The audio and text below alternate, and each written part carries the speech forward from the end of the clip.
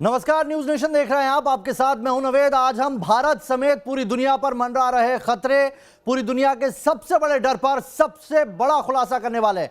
News nation पर आज हम पाकिस्तान के परमाणु बमों पर एक बड़ा खुलासा करेंगे। न्यूज नेशन पर आज खुलासा होगा कि कैसे गृह युद्ध की आड़ में पाकिस्तान के आतंकी संगठन परमाणु बम को हथियाने की फिराक में है। पाकिस्तान में आतंकियों की नजर अब परमाणु ठिकानों पर पड़ गई है। कमजोर होते पाकिस्तान में आतंकी परमाणु बम को अपने कब्जे में लेने की साजिश रच रहे हैं। ये वही पाकिस्तान है जहां पर आतंकियों का बोलबाला है, जो आतंकियों का गढ़ है। और अगर उनके हाथ या परमाणु बम लग गए तो सोचिए क्या होगा। अगर ऐसा हुआ तो सिर्फ हिंदुस्तान नहीं बल्कि पूरी दुनिया को इसका नतीजा भुगतना होगा। पूरी दुनिया का अस्तित्व खतरे में आ जाएगा। भारत इसलिए महत्वपूर्ण हो जाता है क्योंकि पाकिस्तान, जिसका परमाणु कार्यक्रम का बेस ही भारत रहा है, जिसको सिर्फ भारत को नुकसान पहुंचाने के लिए अपना परमाणु कार्यक्रम शुरू किया, इसलिए भारत की निगाह तो इस पर है ही बनी हुई। लेकिन सिर्फ भारत नहीं, पूरी दुनिया के अस्तित्व पर इसका खतरा सीधे सीधे मंडराएगा। पाकिस्तान में गृह युद्ध शुरू हो चुका है। आजादी के बाद से पाकिस्तान में ऐसे हालात कई बार बने और हर बार पाकिस्तान में सेना सत्ता में आ गई। लेकिन इस बार पाकिस्तान में शुरू हुए विद्रोह का खतरा पूरी दुनिया पर है और इसकी एक ही वजह है, वो ये कि परमाणु बमों का जो खतरा है वो पूरी दुनिया पर मंडरा रहा है। पाकिस्तान के बाद 150 से ज्यादा परमाणु बम है और अब जैसे गृह युद्ध के हालात बने हैं उससे उन परमाणु बमों के आतंकियों के हाथों में जाने का बड़ा खतरा पैदा हो गया है।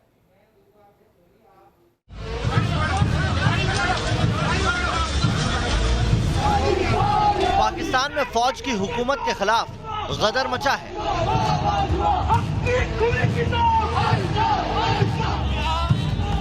पाकिस्तान की सड़कों पर सरकार के खिलाफ जन विद्रोह हो रहा है।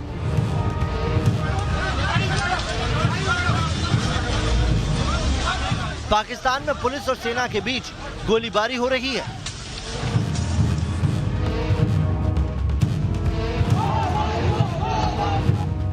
पाकिस्तान की फौज एक तरफ और पूरा पाकिस्तान दूसरी तरफ खड़ा नजर आ रहा है।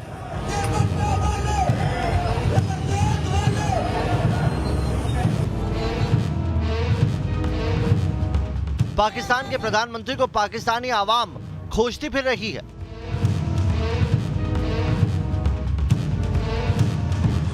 पाकिस्तान के विरोधी दल के नेताओं को सोते हुए गिरफ्तार किया जा रहा है।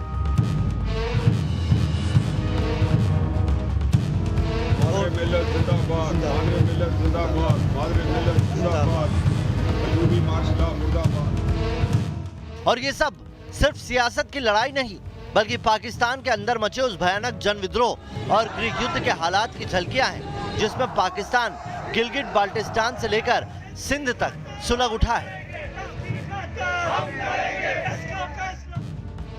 पाकिस्तान के कब्जे वाले कश्मीर में आजादी की जंग तेज हो गई है। खैबर पख्तूनख्वा के पख्तून पाकिस्तान में बरकरार रहने को तैयार नहीं है। आगे बढ़ने पर अफगानिस्तान की सरहद से सटे बलूचों ने बलूचिस्तान के लिए क्रांति तेज कर दी है और सिंध में तो जन विद्रोह के साथ पुलिस भी शामिल हो गई है। मतलब पूरा पाकिस्तान बारूदी बम बना हुआ है और विद्रोह की चिंगारी सुलग चुकी है। जब एक परमाणु बम फटता है तो महाविध्वंस की ऐसी तस्वीर छोड़ जाता है कि वहां जिंदगी पनपने में दशकों लग जाते हैं।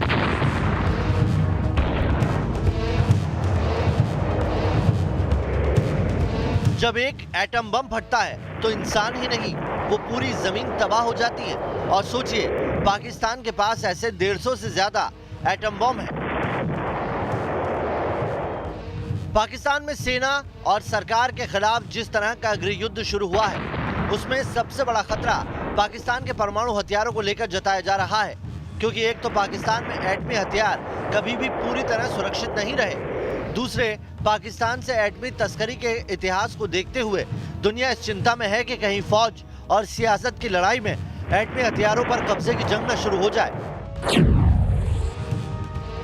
पाकिस्तान के एटमी हथियारों को सबसे ज्यादा खतरा पाकिस्तानी फौज के अलग अलग गुटों से ही है, क्योंकि पूरे पाकिस्तान में इमरान को हटाने की मांग हो रही है। इमरान को पीएम बनाने वाले बाजवा का नाम लेकर नवाज ने हमले किए हैं। मतलब जनरल बाजवा को भी पाकिस्तानी बर्दाश्त करने को तैयार नहीं। अगर पाकिस्तान में हालात बिगड़ते हैं और बाजवा को जबरन हटाने की कोशिश होती है तो पाकिस्तानी फौज के अंदर बने कई गुटों का खेल सामने आ सकता है। और अगर ऐसा होता है तो बाजवा की फौज और बाजवा के बाद बनने वाले जनरल के गुटों के बीच एटमी हथियारों पर कब्जे की होड़ लग सकती है। पाकिस्तान में उत्तर से लेकर दक्षिण तक और पूरब से लेकर पश्चिम तक जो हालात हैं, उसे देखते हुए एटमी हथियारों के जखीरे पर भी खतरा बढ़ता जा रहा है। और अब तक की जानकारी के मुताबिक पाकिस्तान ने 9 जगहों पर एटमी हथियारों का स्टोरेज करके रखा है। इसमें एटमी हथियारों के 4 स्टोरेज पंजाब के गुजरांवाला, फतेहगंज, सरगोड़ा और वाह इलाके में है। यहाँ नवाज शरीफ की पार्टी ने विद्रोह कर रखा है। एटमी हथियारों के 3 स्टोरेज उस सिंध के अकरो, कराची और अकील में है, जहाँ की आवाम तक पाकिस्तानी फौज से भिड़ने को तैयार है। पाक के एटमी जखीरे का एक स्टोरेज बलूचिस्तान के खुजदार जैसे विद्रोहियों के इलाके में है और एक खैबर पख्तूनख्वा के तारबेला में है, जहां के पख्तून पाकिस्तानी हुकूमत की सुनने को तैयार नहीं है। अब सोचा जा सकता है कि पाक में जन विद्रोह और गृह युद्ध के हालात अगर बिगड़ते गए तो कैसे इन परमाणु बमों की सुरक्षा को लेकर खतरा पैदा हो सकता है। पाकिस्तान के एटमी हथियारों को अगला खतरा उन कट्टरपंथी इस्लामिक आतंकवादी संगठनों से है जिनका बस चले तो वो सीरिया से लेकर आर्मेनिया तक एटम बम का इस्तेमाल कर ले। ये खतरा इसलिए और भी बढ़ गया क्योंकि पहले पाकिस्तान के आतंकी सरगना हाफिज से लेकर पाकिस्तानी हुकूमत के मंत्री तक बात में एटम बम मारने की धमकी देते रहे हैं। जरा सोचिए, जब इनकी हुकूमत पर खतरा होगा और इनकी पहुंच में एटम बम होगा तो ये सिरफिरे इस्लामिक कट्टरपंथी पूरी दुनिया को परमाणु जंग की भट्टी में झोंक सकते हैं। पाकिस्तान के परमाणु बमों के असुरक्षा और खतरे को लेकर अमेरिका में कई रिपोर्ट्स पेश की जा चुकी है। हालांकि तब पाकिस्तान की ओर से सफाई दी गई थी 25,000 सैनिक पाकिस्तानी परमाणु जखीरे की सुरक्षा कर रहे हैं, लेकिन अब तो इन्हीं सैनिकों से परमाणु हथियारों को खतरा पैदा होता दिख रहा है। Team news nation. तो देखा आपने, पाकिस्तान के अंदर जो गृह युद्ध इस वक्त मचा हुआ है उसका असर न सिर्फ भारत बल्कि पूरी दुनिया पर पड़ेगा। और इसी बीच एक बड़ी खबर इस वक्त आ रही है, आपको बता दें, पाकिस्तान में गृह युद्ध जैसे जो हालात पैदा हुए हैं उसके बाद अब पुलिस और सेना दोनों के बीच में टकराव दिखने को लगा है। आपको बता दें कि ये सिविल वॉर नहीं तो और क्या है, पुलिस और सेना आमने सामने है। इमरान सरकार के खिलाफ विपक्ष की एक बड़ी लामबंदी है, बड़ी मोर्चाबंदी है। 11 पार्टियां हैं, जो विपक्ष की 11 पार्टियां वो एक बैनर के तले आ गई हैं और लगातार गो नियाजी गो के नारे लग रहे हैं। सिर्फ यही नहीं, आर्मी के खिलाफ भी पहली बार ऐसे नारे दिखाई पड़ रहे हैं। कराची से लेकर लाहौर तक इमरान सरकार के खिलाफ गुस्सा है। विपक्षी दलों ने सेना के खिलाफ भी मोर्चा खोला हुआ है और गिलगित बाल्टिस्तान से लेकर सिंध की बात करें तो बगावत की चिंगारी देखी जा रही है। खास मेहमान हमारे साथ जुड़े हुए हैं, आइए उनका तारुफ आपसे करा दें। हमारे साथ रक्षा विशेषज्ञ जीडी बख्शी जी जुड़े हुए हैं, साथ ही मेरे सहयोगी मधुरेन जुड़े हुए हैं और पाकिस्तान से पीएमएलएन के नेता इरशाद अहमद खान भी हमारे साथ जुड़े हुए हैं। आपके पास आऊं मैं, उससे पहले मेरी सहयोगी नैना का रुख करूंगा जो बताएंगे आपको कि किस तरीके से पाकिस्तान के जो परमाणु के जो जगह हैं जहां पर सुरक्षित रखने की 8 जगह हैं वो कैसे इस वक्त खतरे में। नैना। बिल्कुल नवेद, और यही वजह है कि शायद पाकिस्तान और भी ज्यादा चिंता में है, क्योंकि यही जिस पर हेकड़ी दिखाता था पाकिस्तान, अब यही उसके लिए गले की फांस बन गया है। उसे यही लग रहा है कि अगर पाकिस्तान और सरकार, अगर सेना और सरकार आमने सामने है तो आखिर यही मुश्किल उनके लिए एटमी बम ना बन जाए। आइए जरा बताते हैं आखिर वो 9 ठिकाने कौन से हैं जहां पर पाकिस्तान के ये एटम बम्स रखे हुए हैं, पाकिस्तान के एटमी ठिकाने। अगर इलाके की बात करें तो सिंध का अकरो ये इलाका है, इसके अलावा पंजाब का गुजरांवाला इलाका है जहां पर पाकिस्तान का एटमी ठिकाना है। इसके अलावा अगर हम मसरूर की बात करें, मसरूर एयरबेस जो कि कराची में स्थित है, यह भी पाकिस्तान का एक तरह से एटमी ठिकाना है। बलूचिस्तान, लगातार यहां पर विरोध प्रदर्शन पाकिस्तान सरकार के खिलाफ होते रहे। खूजदार, यहां पर बलूचिस्तान के खूजदार में एटमी इलाका है। पंजाब का फतेहगंज जो पाकिस्तान का इलाका है, पाकिस्तान के पंजाब के फतेहगंज में एटमी इलाका है। सिंध का पानो अकील, यहां पर भी इसी तरह से पाक का एटमी ठिकाना है। पख्तूनख्वा में भी एक ठिकाना, एटमी ठिकाना एक तरह से पाकिस्तान का है। पंजाब का सरगोड़ा भी उसमें शामिल है, पंजाब का वाह इलाका भी शामिल है। तो नवेद, इसे ये समझा जा सकता है कि भले ये वो ठिकाने हो, लेकिन अब कहीं ना कहीं पाकिस्तान सरकार और पाकिस्तानी सेना भी डरी हुई है कि कहीं ये दोनों आर पार की लड़ाई, यही एटमी ठिकाने उनके लिए मुसीबत ना बन जाए।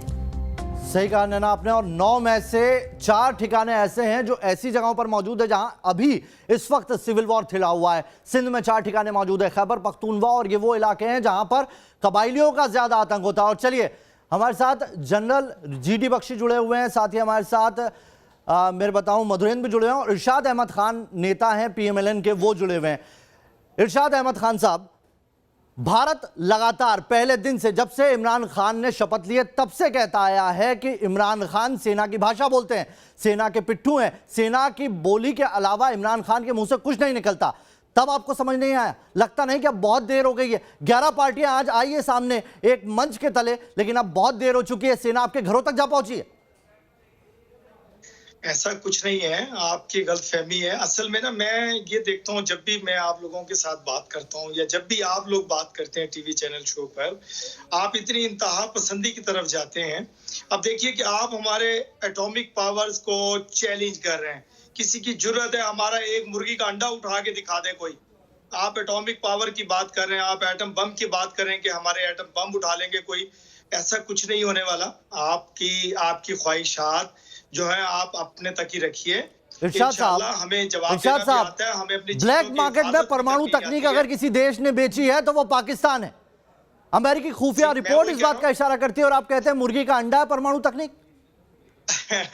मैं वही कह रहा हूँ, हमारा एटम बम, आपकी ये ख्वाहिश ही रहेगी। देखिए, आप इंतहा पसंदी इतनी करते हैं कि एक लाल चंद राजपूत साहब हैं जिम्बाब्वे के कोच, आपकी इंतहा पसंदी की बात कर रहा हूँ कि उसको हमने वीजा इशू किया, और क्योंकि खेलों के मामले हैं, इसको हम जंग की तरफ क्यों लेकर जाते हैं? आप लोगों ने, आपकी गवर्नमेंट ने उसको पाकिस्तान आने से मना कर दिया। देखो यार, आप लोग जब खेलों में भी बिन लादेन कहां पर मिलता है हमारे?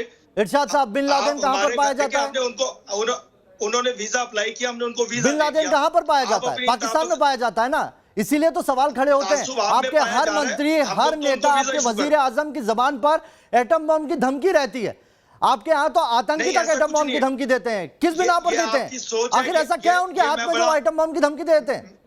एक्सेस है उन लोगों का वहां तक, आपकी ये बातें इसीलिए बोलते हैं वो। आपकी बात सुनकर के मुझे बड़ा धचका लगा कि आप किस तरह की बातें कर रहे हैं, किस तरह की। बिन लादेन नहीं मिला आपके यहाँ? गरीब किस्म का पैनिक फैला रहे हैं। पाकिस्तान में बिन लादेन नहीं पाया गया? देखिए, जब तक कादिर खान को भूल गए आप? घरों जो आपके परमाणु के जनक हैं, वो आप उनको संगीनों के साए में रख देते हैं। GD बख्शी साहब, मैं आपको लाना चाहूंगा डिबेट में।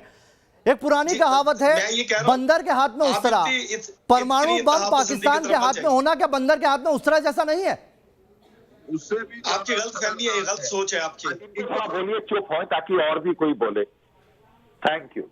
बख्शी साहब, मैं कहना ये चाहता हूँ कि जो मैं 71 के युद्ध में हिस्सा ले चुका हूँ और मुझे बिल्कुल डेजावू दिख रहा है, वही चीज फिर से होती दिख रही है। 1971 में East Bengal Rifle, East Pakistan Regiment, ये लोग विद्रोह कर रहे थे। और अब जो है ये और जो पाकिस्तान में सिंध में जो पुलिस है, गिलगिट में जो पुलिस है, पाकिस्तान में जो पुलिस है, जो शिया है, वो विद्रोह कर रहे हैं पाकिस्तान की फौज के साथ। इनके बीच में लड़ाई शुरू हो गई है। और आप बिल्कुल सही फरमा रहे हैं कि ऐसे हालात में जो है पाकिस्तान का जो न्यूक्लियर जखीरा है, ये बहुत भारी खतरे में है, बहुत ही भारी खतरे में है ये न्यूक्लियर जखीरा। क्योंकि या तो फौज में जो गुट जो बाजवा साहब से जबरदस्ती रखते हैं, बहुत सारे जर्नल हैं जिनके बाजवा साहब की जो उनको एक्सटेंशन मिली, उनसे उनके ख्वाब, उनके एम्बिशन नष्ट हो गए, तो वो उनको हटाना चाहते हैं। और पाकिस्तान की तमाम ऑपोजिशन पार्टीज मिलके नियाजी, इमरान खान नियाजी, वही नियाजी का रिश्तेदार जिसने 71 में पाकिस्तान को हरवाया था, वो आज पाकिस्तान का सरगना बना बैठा है। उसको लोग उससे परेशान हैं, उसको हटाना चाहते हैं। वहां पे इकोनॉमिक, लेकिन इरशाद साहब वहां पर प्रदर्शन कर लेंगे, लेकिन यहां पर हकीकत से मुंह मोड़ेंगे। इरशाद साहब, अगर इतना ही सब कुछ अमन पसंद है पाकिस्तान में, तो क्यों उतरे हुए हैं आप सड़कों पर? 11 पार्टियां एक बैनर के तले क्यों दिन रात एक किए हुए हैं? पुलिस के IG तक को सेना उठा लेती है, किडनैप कर लेती है, उसके बावजूद आप कह रहे हैं कि वहां पर सब कुछ ठीक है। मैं ये कह रहा हूं कि देखें, जमहूरियत में जमहूरियत का हुस्न है ये जमहूरियत का हुस्न होता है कि आप सड़कों पे भी आ सकते हैं, आप नारे भी लगा सकते हैं, आप हुकूमत के खिलाफ बात भी कर सकते हैं, लेकिन इसका मतलब ये नहीं कि हम आर्मी के या मुल्क के खिलाफ या अपने एटॉमिक पावर के खिलाफ या अपने एटम बम उड़ा गो के बाजवा आपके गो इंडिया के में नारे फेंक कहाँ देंगे। लग रहे हैं सर? ऐसा कुछ नहीं करने लगे। इरशाद साहब, गो बाजवा गो, गो नियाजी गो के नारे कहाँ लग रहे हैं? आप अपने वजीर आजम मोदी को चाय वाला तक कहते हैं, तो आप देखिए जमहूरियत का ये हुस्न होता सर है। वो नारा पेशा लगाना। है, वो नियत ये नहीं ऐसा है, कुछ नहीं होने लगा। वो पेशा है जो ऐसा उन्होंने कुछ किया नहीं था होने लगा पहले, कि अगर और इस पर हम- फख्र है अगर हमें जमहूरियत कि एक में चाय अपने वाला भी वज़ीर हमारे यहाँ आज़म की के खिलाफ जमहूरियत बात इजाजत कर रहे देती है, एक चाय वाला तो भी हमारे यहाँ का वो प्राइम हक मिनिस्टर है। बन सकता है। वो इस पर अपोजिशन फख्र का है हक हमें। होता है, वो अपोजिशन आप का हक बताइए होता कि है, आपके यहाँ जुलूस भी पर निकालना, आर्मी का जो नारा भी दखल है, जो आज पुलिस के आईजी तक को उठा लेती है, उसके ऊपर आपके सारे पुलिसकर्मी छुट्टी पर चले जाते हैं।